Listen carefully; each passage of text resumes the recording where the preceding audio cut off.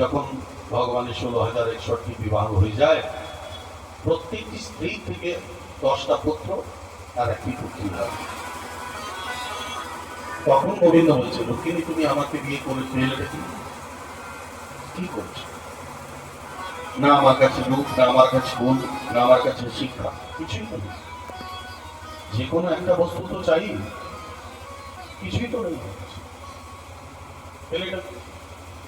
যাই হোক, যৌবনের সময় মানুষ ভুল করে বসে। এখন যদি তোমার কোনো পশ্চাতাপ হচ্ছে, তুমি কোন পুত্রী রাজা যা পছন্দ হয় তার সঙ্গে বিয়ে করো। রুক্মিণীর চোখে চলে। গোবিন্দ তাকে হাত ধরে তুলেছে, নামক হাতে চতুর্ভুজা, দুই হাতে তাকে তুলেছেন, দুই হাতে তার চোখের অশ্রুটাকে মুছে বলছেন, দেখো সংসারের এটাই আনন্দ। অয়ং হি পরমো লাভ গৃহে শুক্রহমে দিনম ইয়ং নরমে ইয়তে যামা যজা ধীরুভাম।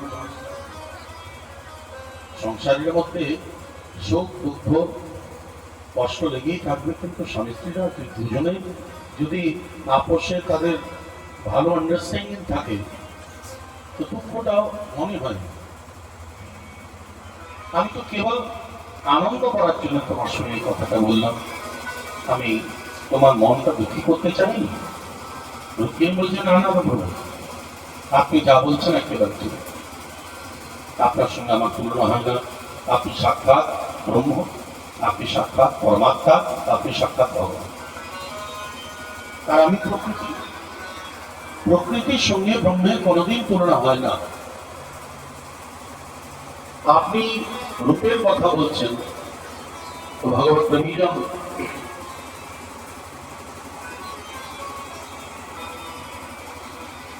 কৃষ্ণ বর্ণ বড়ই কঠিন রং। কৃষ্ণ প্রেমের রং যার উপরে চাপে তার উপরে সংসারে অন্য কোন রং চাপার যায় না। রইল রুক্মিণী বলছে যে আপনাকে আমি ছাড়বার কথা, তো প্রভু ক্ষমা করবেন, আমি আপনাকে ছাড়তে পারবো না। জীব আপনার শরণাগতি নেয়, আপনাকে আশ্রয় নেয়, তারপরে নির্ণয়টা আপনার। মহাপ্রভু তাই বলেছেন, আশ্লিষ্য বা আপাদর কান্তে নষ্টম। আমি আপনার কাছে এসে আমি আপনার শ্রীচরণের দিকে সমর্পণ করেছি। এখন এরপরে আপনি আমাকে আলিঙ্গন করবেন না আমাকে বাইরেদের করবেন, ছাড়বার তো প্রশ্ন হচ্ছে। রুক্মিণী গোবিন্দকে ভগবানের এমন এমন অদ্ভুত লীলা যে কেউ বুঝতেই পারছে না যে ভগবান না সাধারণ মনুষ্য। অদ্ভুত ভাবে ভগবানের এই সমস্ত লীলাগুলো চলছে। একদিন ভগবান সব যদুবংশ বালকদেরকে নিয়ে তিনি একটা ভুবনের মধ্যে গেছে, সেখানে এক গিরগিটিকে তারা সেই কুয়োর মধ্যে পেয়েছে। খুব জল পিপাসা পেয়েছে।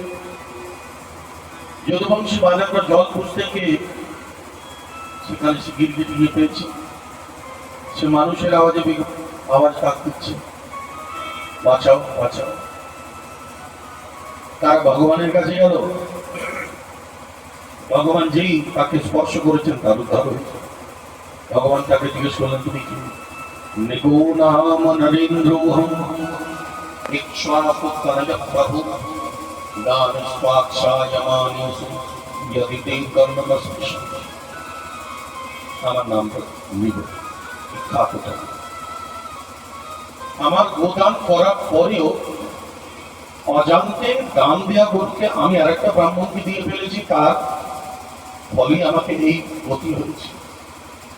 ভগবান তখন সব যদুবংশী বালকদেরকে এক জায়গায় দান করিয়ে তাদেরকে সুন্দর করে দিয়েছেন যে দেখো, সাধু ব্রাহ্মণ বৈষ্ণব ভক্তের ধনকে সর্বদা সুরক্ষিত ভাবে রাখতে হয়, তার উপরে প্রতিষ্ঠি দিতে নেই। যদি সংকল্পিত ধনের মধ্যে উৎকৃষ্টি হয়ে যায়, তবে কিন্তু তার নিশ্চয়ই অমঙ্গল হবে। যে ব্রাহ্মণ সাধু বৈষ্ণবের ধনের উপরে দৃষ্টি রাখে, গোবিন্দ বলছেন তাকে 60,000 বছর পর্যন্ত নিষ্ঠার পোকা হয়ে থাকতে হবে। ষষ্ঠ বর্ষ সহস্রাণী নিষ্ঠা জয়তি গুরু, সাবধান হয়ে থাকতে উচিত। ভগবান খুব আনন্দে যদুবংশী বালকদের সঙ্গে থাকছেন। সুখদেব বলছেন পরীক্ষিত, রুক্মিণী যে রুক্মিণীর ভাই ছিল, নিজের প্রপৌত্র অনিরুদ্ধের বিবাহ রচনার সঙ্গে করেছে। আর সেই বিবাহে বলরামজি মহারাজ দ্যুত ক্রীড়া জুয়া খেলেছে। তার মধ্যে বলরামজি জয়লাভ করলেন, কিন্তু রুক্মিণী, জরাসন্ধ ইত্যাদি সমস্ত রাজারা জোর গলায় বলছে যে আপনি হেরে গেছেন। বলরামজি রেগে রেগে রুক্মিণীকে শিরচ্ছেদন করে দেন। এখন গোবিন্দের সামনে অনেক বড় সমস্যা যে তিনি কার পক্ষ নেবেন, রুক্মিণীর দিকে যাবেন না রুক্মিণীর বধের সমর্থন করবেন না বিরোধ করবেন। তো না তিনি সমর্থন করলেন না বিরোধ করলেন, না প্রবীণ সাধু সাধুবা, সাধু অসাধু তিনি কিছুই বললেন না, হ্যাঁ না কিছুই বললেন, মৌন হয়ে গেলেন। আস্তে আস্তে সে কথাটা এগিয়ে গেল। ভগবত প্রেমীজন ভগবান সুখদেবজি পরীক্ষিত বলছেন, একবার নারদজি মহারাজের মন হলো যে আমি ভগবানের লীলাকে দর্শন করে আসি। যে গোবিন্দ 16,108টি স্ত্রীকে কিভাবে সামলায় আমি একটু দেখি। তখন নারদজি ভগবত ধাম থেকে যখন নিচের থেকে নেমেছেন, তো ভগবত প্রেমীজন নারদজি প্রত্যেকটা মহলে গেছে, প্রত্যেকটা রানীদের মহলের মধ্যে গেছে, সব জায়গায় তিনি গোবিন্দকে পেয়েছেন। 16,108টি বিবাহ, 16,108টি মহল, সব জায়গায় ভগবানকে পেয়েছে।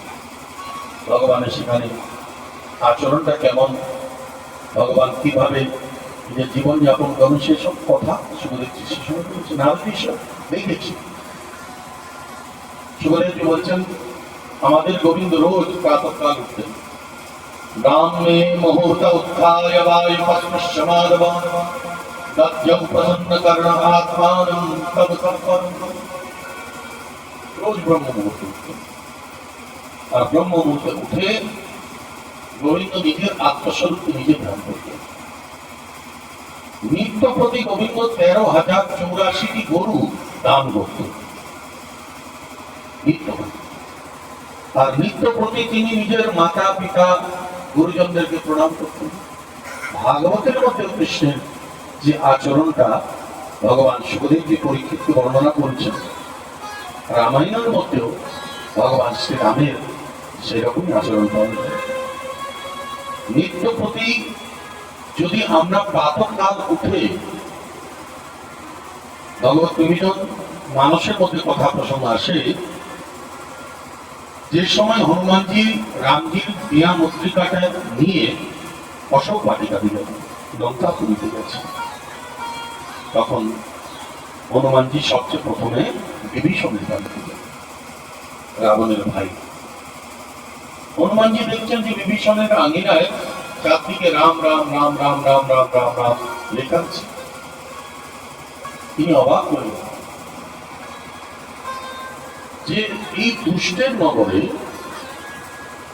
কোন বৈষ্ণব রয়েছে যে নিজের বাড়িতে চারদিকে নিজের রাম নাম অঙ্কিত করে রেখেছে।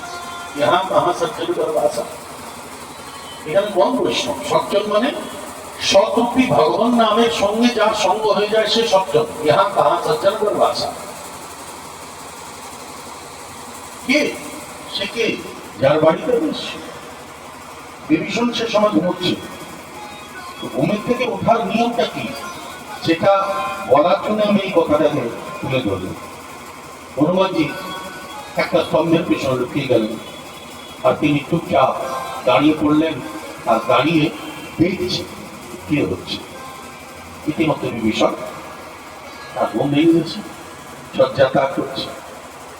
তখন গোস্বামীজি মানুষে লিখছেন রাম রাম তেহি সুমিরন कीना राम राम तेहि सुमिरन कीना राम राम तेहि सुमिरन कीना राम राम तेहि सुमिरन कीना हृदय हर्ष कपि सजन जीना हृदय हर्ष कपि सजन जीना हृदय हर्ष कपि सजन जीना हृदय हर्ष कपि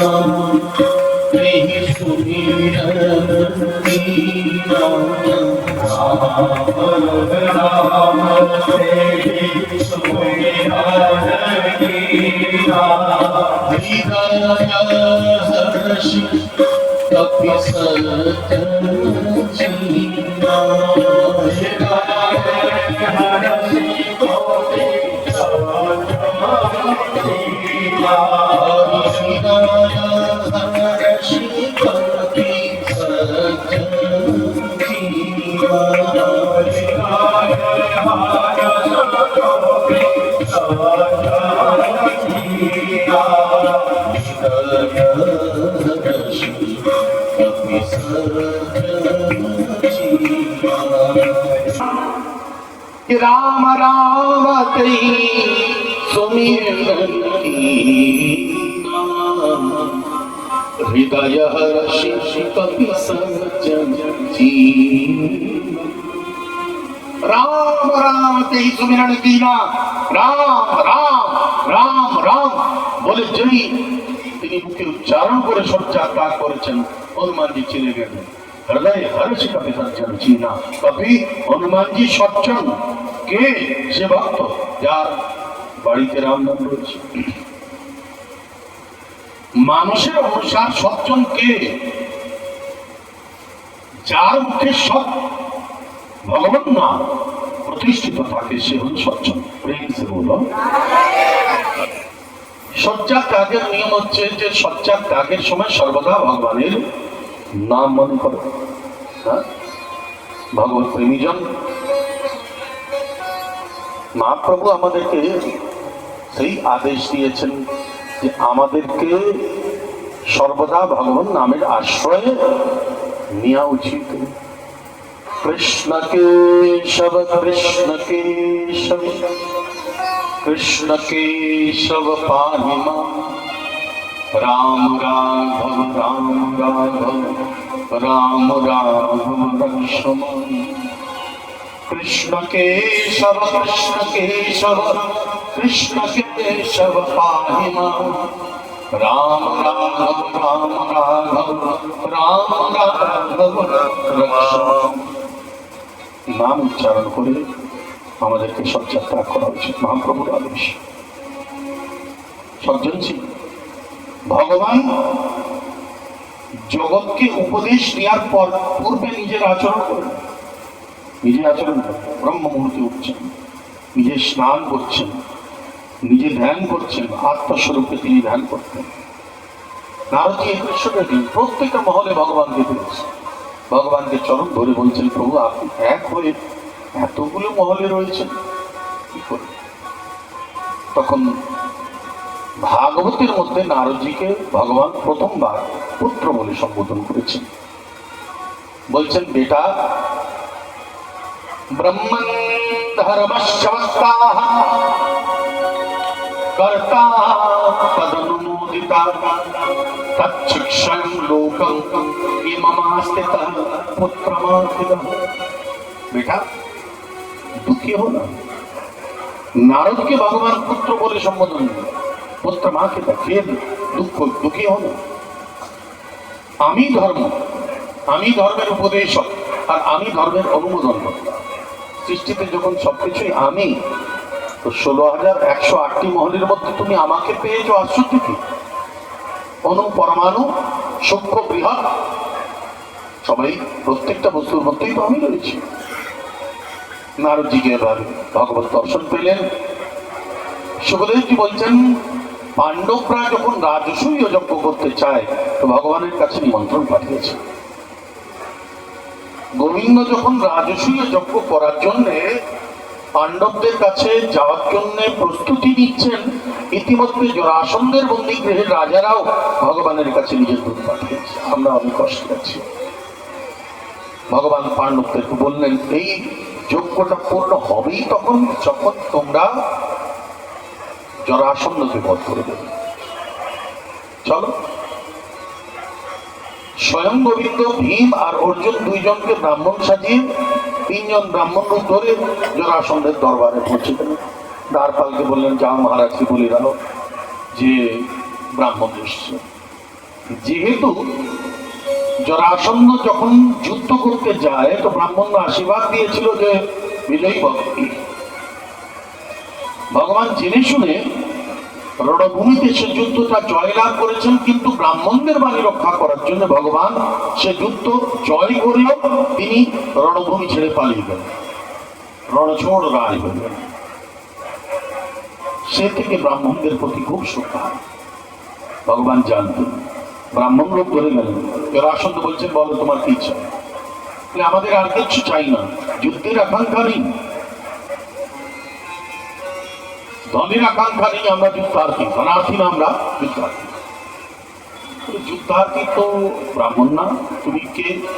তখন ভগবান নিজের পরিচয় দিয়েছেন, বলে না, আমি তোমার সঙ্গে যুদ্ধ করব না। অর্জুনকেও তিনি না করে দিলেন, কিন্তু ভীমের সঙ্গে যুদ্ধ আরম্ভ করেছেন।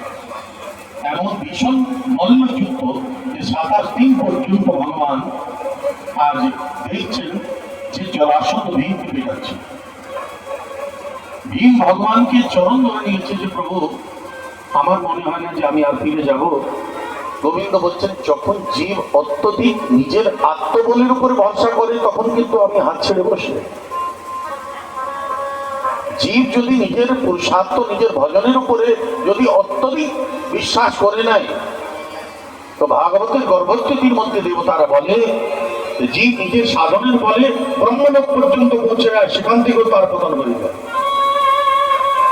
এই জন্যে সর্বদা গুরু কৃপার উপরে নির্ভর হওয়া উচিত, সর্বদা কৃষ্ণ কৃপার উপরে নির্ভর হওয়া উচিত।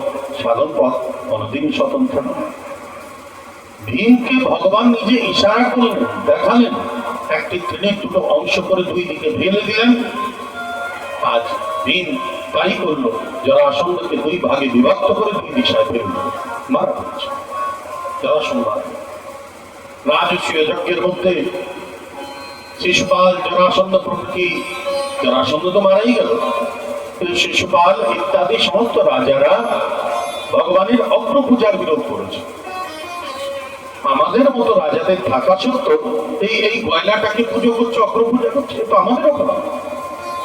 ভগবান ভক্তি সভার মধ্যে বড় বড় যোগীন্দ্র, মুনীন্দ্র, অমলাত্মা, বিমলাত্মারা হাজার হাজার বছর পর্যন্ত সাধন করে যে পদ পায় না, যে স্থান পায় না, যে গতি পায় না, ভগবান সেই গতি শিশুপালকে শিরচ্ছেদন করে প্রদান করলেন। সব ভগবানকে প্রণাম করেছে, বলো কৃষ্ণচন্দ্র ভগবান কি। রাজস্বী যজ্ঞ পূর্ণ হয়। এদিকে মহাভারতের যখন যুদ্ধ আরম্ভ হয়, বলরামজি নির্ণয় নিলেন যে আমি আর কারোর পক্ষে যাব না। তিনি নিষ্পক্ষ হয়ে তীর্থাটনে বেরিয়ে পড়লেন। আর তীর্থাটনে যেতে যেতে তিনি পৌঁছেছেন নৈমিষারণ্য। নৈমিষারণ্যে শ্রী সুত মহাশয়ে প্রধান ব্যাসগদিতে বিরাজমান ছিলেন। সৌনকাদিক ঋষিগণদেরকে সুন্দর ভাগবতী কথা শোনাচ্ছেন। কিন্তু বলরামজি এই ভাগবতীর মধ্যে যে আজ পর্যন্ত সুত পরম্পরা চলে আসছে, সেটাকে পরিবর্তন করার আকাঙ্ক্ষা ওনার মনের মধ্যে ছিল বলে সুত মহাশয়ের শিরচ্ছেদন করলেন। আর উগ্র সবার পুত্র রৌমহর্ষণকে তিনি প্রধান ব্যাসগদিতে বসিয়েছেন। সেই থেকে ভাগবতের আজ পর্যন্ত যে পরম্পরা চলে আসছে, সে পরম্পরার মধ্যে পরিবর্তন হলো। সুত পরম্পরা থেকে শেষ পরম্পরা আরম্ভ হলো। আর শেষ পরম্পরার প্রথম আচার্য হচ্ছেন শ্রী রৌমহর্ষণজি মহারাজ। সেখান থেকে শেষ পরম্পরা আরম্ভ হয়েছে। বলরামজি ফিরে এসেছেন। মহাভারতের অন্তিম যুদ্ধ, গদা যুদ্ধটা তিনি নিজে চোখে দেখেছেন। সুখদেবজি অদ্ভুত ভাবে এই সমস্ত কৃষ্ণ কথা পরীক্ষিতকে শোনাচ্ছেন। পরীক্ষিত বেশ আনন্দে এই ভাগবতী কথাটা শোনা করছেন। এদিকে পরীক্ষিত সে সুখদেবজিকে প্রণাম করে বলছেন যে প্রভু, জীবনকে আমরা সাফল্যমণ্ডিত কি করে করতে পারি? সুখদেবজি বলছেন, মনুষ্য জীবনের সার্থকতা কেবল আর কেবল ভগবানের ভজনের মধ্যে রয়েছে। যে বাণীতে হরিনাম রয়েছে সে বাণী শ্রেষ্ঠ। যে কানে হরিকথা যায় সে কান শ্রেষ্ঠ। যে নেত্রে সাধু বৈষ্ণব আর ভগবানের বিগ্রহ দর্শন হয় সে নেত্র শ্রেষ্ঠ। যে পায়ে যে হাতে আমরা ভগবত সেবা করতে পারছি সে হাত শ্রেষ্ঠ। যে পায়ে আমরা ভগবত দর্শন সাধু দর্শন করতে যাচ্ছি সেই চরণ শ্রেষ্ঠ। তো যে কোনো ভাবে নিজের দেহটাকে ভগবানের সঙ্গে যুক্ত করে নিতে হবে, তবে গিয়ে সেটা শ্রেষ্ঠত্ব লাভ করবে। পরীক্ষিত প্রণাম করে বললেন, বাবা, ভগবানের সঙ্গে যুক্ত হওয়ার সুন্দর উপায় কি? জীবের তো নিজেই ক্ষমতা নেই যে সে ভগবানকে পেয়ে যায়। তো যদি সাধনের দ্বারা জীব ভগবানকে পায়, তো সেই সাধনটা সে পাবে কি করে? সুখদেবজি বলছেন, সে সাধন সর্বদা ভক্ত কৃপাতে পাওয়া যায়। ওই মহারাজের উপর ভক্ত চরিত্র শোনান, যে ভক্ত চরিত্র শোনাতে আমাদের সাধন ভজনের যে ইচ্ছাটা সেটা পরিপক্ক হয়ে যায়। তখন সুখদেবজি সুন্দর পরীক্ষিতকে সুদামা চরিত্র শ্রবণ করিয়েছেন। সুদামা চরিত্র ভাগবতের সপ্তম দিবসের ভগবত রিভিজন